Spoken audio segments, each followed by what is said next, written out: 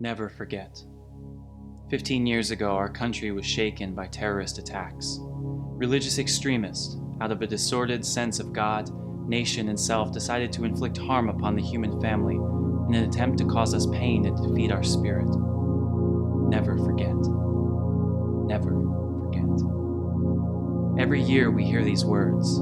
We read them on signs and bumper stickers next to the American flag and the Statue of Liberty. We will never forget.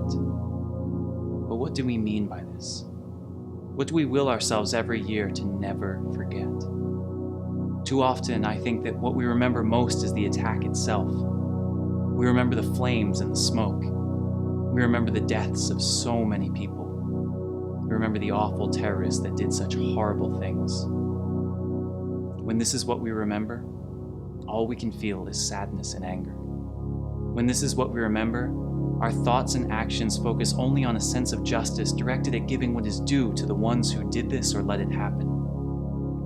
We return violence for violence, hate for hate. We compromise our morals as a nation, torturing suspected extremists, removing the rights of our own citizens, causing the death of more than 300,000 civilians and soldiers in the Middle East, and standing by when our Muslim brothers and sisters are mocked and abused on their way to work, in their homes, and while worshiping.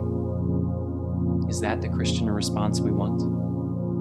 In light of our readings at Mass this Sunday, I want to suggest an alternative.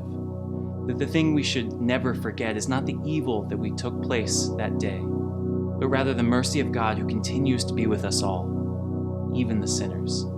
The God who turns evil into good and never tires of chasing us, even the terrorists. The God who doesn't give us what we deserve, the God who gives us so much more. Instead of remembering the deaths of so many, let's never forget the lives that God touched. The saints and the sinners in those buildings for whom God waited on patiently their entire lives. Instead of remembering the destruction and the turmoil, let's never forget the heroic acts of the first responders, the lives they risked. How the whole city, an entire nation, united together, moving beyond our differences to be one. Instead of remembering the terrible things that others have done and how they need justice, let's never forget that we are all sinners. We have all fallen short of the mark, and we are all in need of saving. And yet we've all been treated so mercifully by our God. Justice is important. A world in which no one is accountable for their actions and sin is okay is not a world that God wants. But we never need reminding of this. Our instinct to give others what they deserve comes naturally.